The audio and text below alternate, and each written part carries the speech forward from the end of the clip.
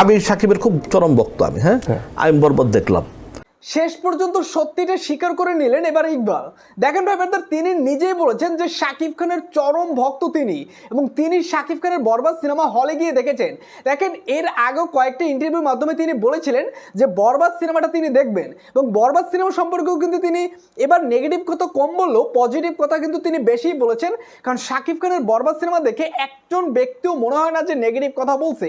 যেখানে প্রযোজক ইকবাল তিনি সবসময় শাকিব খানের সিনেমা নিয়ে বাজে বাজে কথা বলেন, সেই প্রযোজক ইকবাল তিনি বরবাদ সিনেমা শাকিব খানের দেখলেন এবং বরবাদ সিনেমা সম্পর্কে অনেক ভালো ভালো কথা বললেন। দেখেন ব্যাপারটার প্রযোজক ইকবাল আমরা সকলেই জানি শাকিব খানের সাথে তার একটা ভালো বন্ধুত্ব ছিল, হয়তোবা কোনো কারণে সেই বন্ধুত্ব ভেঙে যায় এবং তারপর থেকে প্রযোজক ইকবাল শাকিব খানের বিপক্ষে কথা বলেন, এবং তিনি যখনই সিনেমা নিয়ে আসেন তখনই শাকিব খানকে নিয়ে কোনো না কোনো কথা বলবেন, কারণ তিনি তার নিজের সিনেমার প্রচারণার জন্য শাকিব খানকে ব্যবহার করতেন।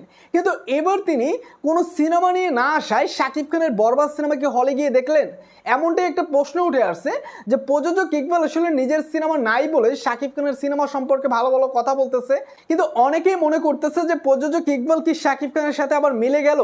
বিষয়টা কিছুটা এমনই, কারণ প্রযোজক ইকবাল আগামীতে শাকিব খানকে নিয়ে সিনেমা করবেন বলে চিন্তা করতেছেন, এবং সেই জন্যই এখন শাকিব খানকে নিয়ে পজিটিভ কথা বলতেছেন।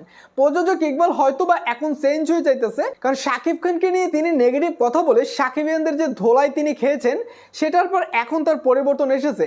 তো ভাই ব্রাদার, প্রযোজক ইকবাল যে শাকিব খানের বরবাদ সিনেমার এত সুন্দর সুন্দর কথা বললো এবং শাকিব খানের বললো যে তিনি শাকিব খানের চরম ভক্ত, এবং একটা ইন্টারভিউর মাধ্যমে কিন্তু তিনি বলেছিলেন যে তিনি যে প্রযোজক ইকবাল হয়েছেন তার একমাত্র অবদান ছিল শাকিব খানের। এবং আমার কাছে সব থেকে বেশি ভালো লাগছে তিনি সিনেমা হলে গিয়ে এই সিনেমাটা দেখছে। তো ভাই ব্রাদার, এই বিষয়ে কি বলবেন অবশ্যই কমেন্ট করে জানিয়ে দেবেন।